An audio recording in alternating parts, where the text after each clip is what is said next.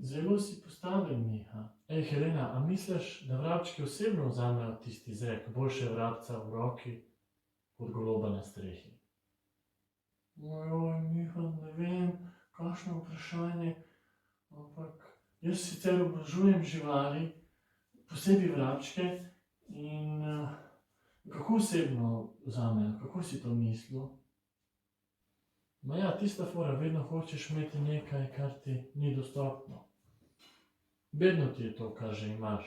Mogoče vrabci mislijo potem, da jih mi imamo za manj vredne. A ne, Miha, jaz mislim, da so vrabčki na boljšem v tem primeru in da so golobi na slabšem, ker so osamljeni. Vrabčki so pa že pri nekom, so že v roki. Tako da, jaz mislim, da so vrabčki na boljšem, ampak jaz malo drugačna in zabavna, ja, pa še simpatična. O, Nifi, Miha, hvala ti.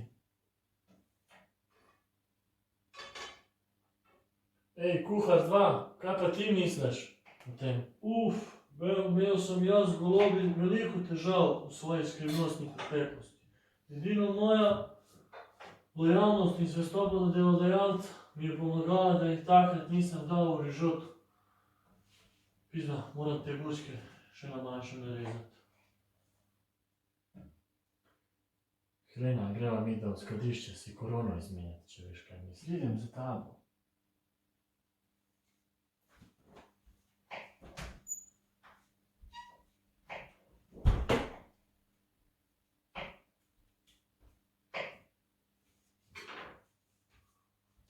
Daj, pridem še ja, a?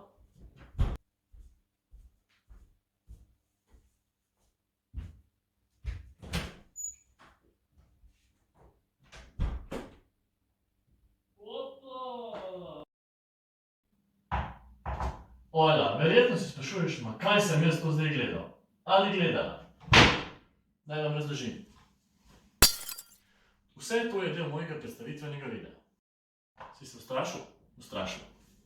Ama sem. Odločil sem se posnet en video posnetek, v katerem odigram prizor z vašimi 3 liki. Če niste to dojeli, gre za barmana Miho, Heleno Natakarco in kuharja 2. Wow, iz prve.